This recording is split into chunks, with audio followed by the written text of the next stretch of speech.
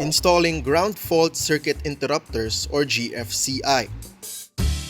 Before anything else, make sure to wear your complete PPE when performing this task. Turn off the electrical source at the circuit breaker to prevent electrical shock.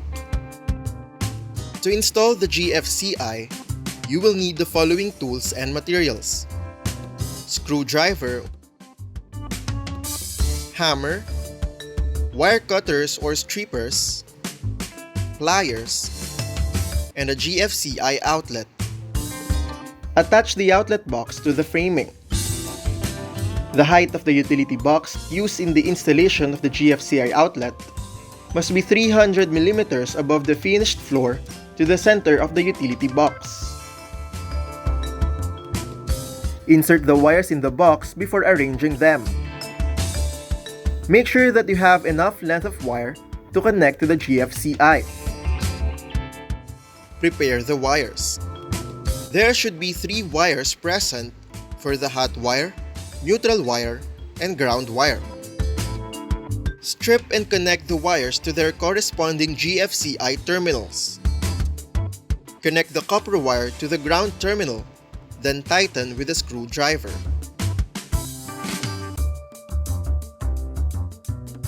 Connect line 1 to its designated GFCI terminal.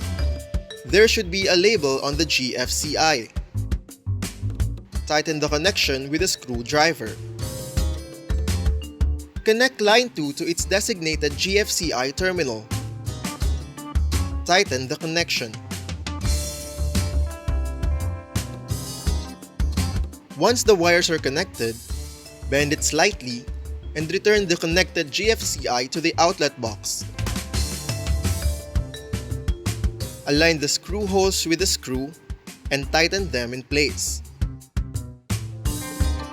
Put on the faceplate with a screw and screwdriver.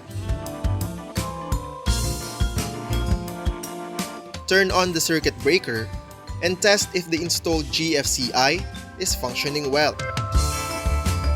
Check the test and reset the functions. After completing this task, do not forget to perform good housekeeping and to return all tools and surplus materials.